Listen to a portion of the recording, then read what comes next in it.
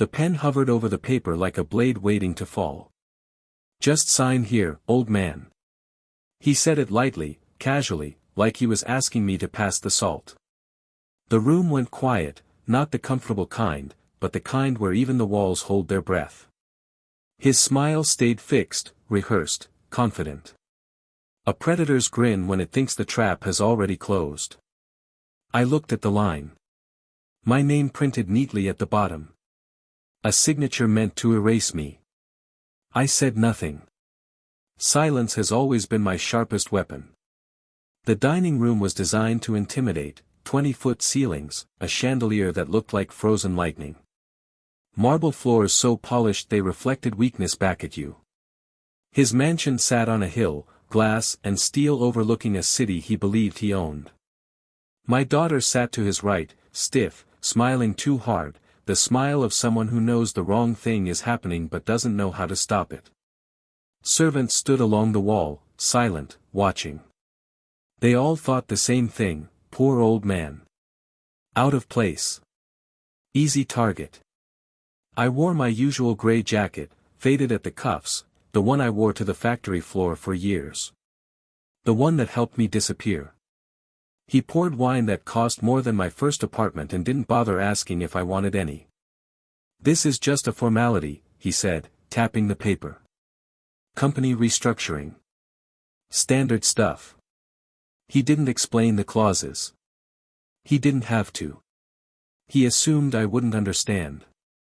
He assumed wrong. The document transferred voting rights, liquidated minority positions, converted silent equity into a shell. It was clean, ruthless, designed by expensive lawyers who never imagined the target could read between the lines. I could hear my own heartbeat, slow, measured. This was the moment the line was crossed. I remembered the first time I met him. Expensive suit, cheap eyes. He shook my hand too firmly, like dominance was something you could squeeze into existence. "What do you do?" he'd asked. "I work," I said. He laughed, not unkindly, worse, dismissively. From that moment on, he never looked at me again, only passed through me like I was furniture that came with the house. At family gatherings, he talked deals, valuations, acquisitions. He spoke loudly, confidently, always making sure I was close enough to hear.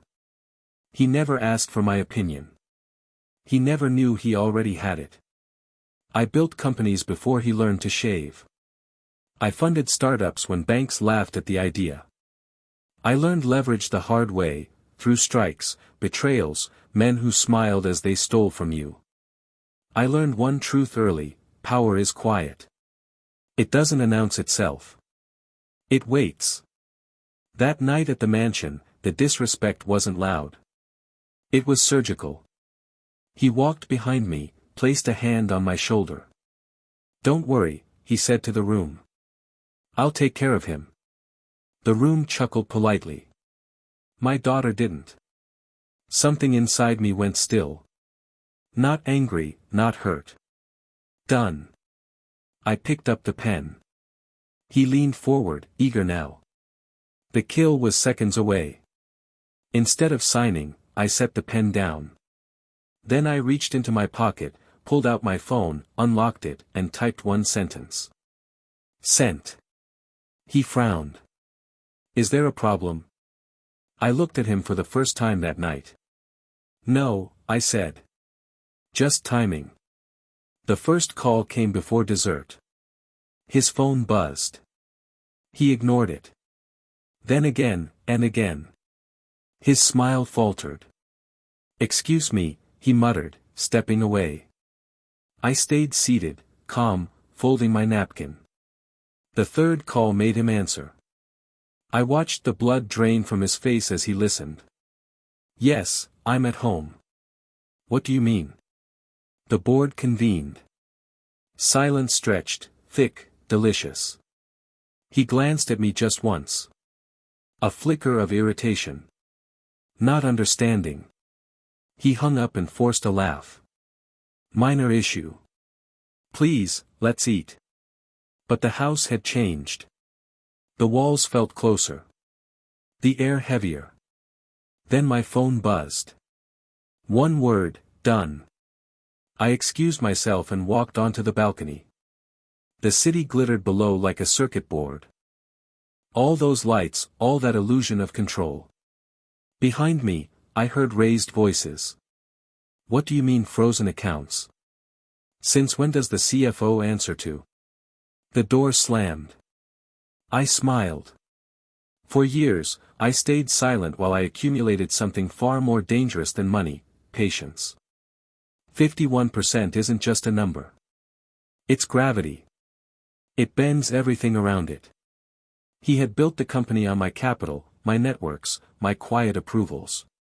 He thought I was a passive investor. He thought silence meant ignorance. I never corrected him. That night, I activated contingencies I had prepared years ago, board members who owed me favors, clauses buried in contracts, a voting structure that transferred control the moment ethical misconduct was suspected.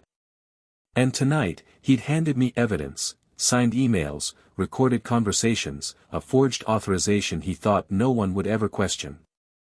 I didn't need to destroy him. I just removed the floor. The mansion erupted. He stormed onto the balcony, eyes wild, phone clutched like a lifeline. What did you do? He hissed. I took a sip of water. I accepted your invitation. This isn't funny, he said. The board just voted me out, temporarily. Permanently, I corrected. He laughed, but it cracked. You don't even know what you're talking about. I turned my phone toward him. The company registry updated. Ownership, my name. Majority shareholder. Asset valuation, $301 billion. His knees didn't buckle. His ego did. You could see it fracture piece by piece. You're lying, he whispered. I've never lied to you, I said. You just never listened. Inside, my daughter cried, not for him, for the man she thought she married. The unraveling wasn't dramatic. It was methodical. Credit lines revoked. Partners distancing themselves. Lawyers suddenly unavailable. The mansion, leased through a holding company, scheduled for review. Each hour stripped something away, his confidence, his voice, his posture. By morning, he looked smaller, like a man who finally realized the world wasn't built for him. It was built around someone else. He came to me at dawn. No audience, no performance. I made a mistake, he said. I nodded. Yes. I can fix this. I shook my head. No. You can survive it. He swallowed. Please. That word felt heavier than all the insults combined. I stepped closer, close enough for him to hear the truth. You didn't lose everything tonight, I said softly. You lost the right to look down on anyone. I turned away. The final meeting was brief. Boardroom glass walls, familiar faces pretending they'd always respected me. He sat at the far end of the table, silent now, empty. The vote was unanimous. He was removed, publicly, cleanly. No spectacle. I didn't gloat. I didn't smile. I simply reclaimed what was always mine. Afterward, my daughter asked me why I waited so long. I told her the truth, because power revealed too early only teaches people how to fight it. That night, I went home to my modest apartment, made tea, sat in silence. Revenge isn't loud. It doesn't scream. It signs documents, sends messages, and waits for the world to correct itself. He thought I was a poor worker.